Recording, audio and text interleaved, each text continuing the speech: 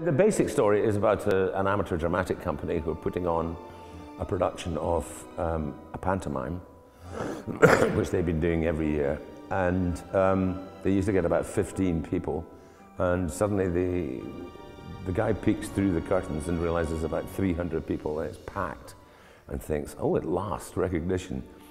And then he gets given a card to read out, you know, it's Maureen's birthday, you know, the stuff you do at pantomimes. And then there's another one which says, there's a bomb in the house. Unless you get a certain number of chuckles per minute, we're going to blow the whole place up. So there's a little pressure.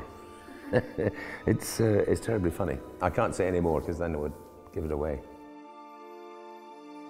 I was watching Connolly the other day, and the great ability that Connolly has and other great comedians who are really storytellers is that they can make you feel that you were there yourself.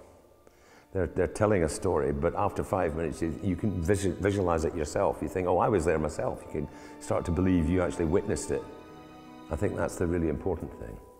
And you have to bring vitality to it and surprises, and you have to make people believe things which aren't necessarily true and then surprise them by telling what's actually happened. And lots of twists makes a great story.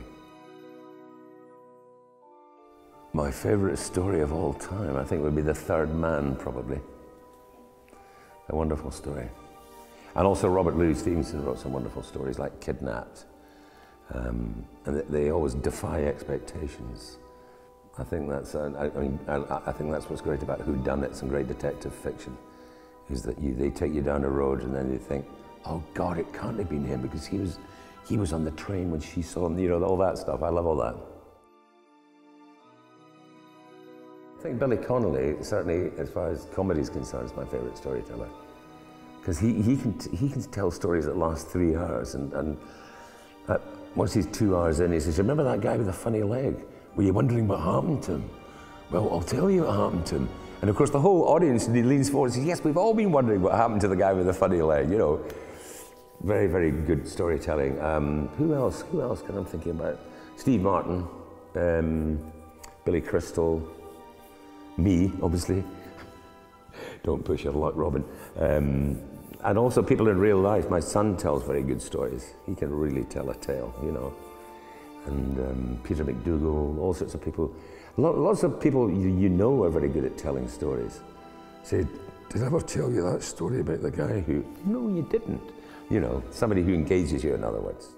So you can catch different stories at different times, and I've heard all of them, and probably like at least 1 million times. But I know the ending, but I always let him tell the story, because it's not just about the ending, it's about how he gets there, and the glee in his voice as he tells the terrible tales.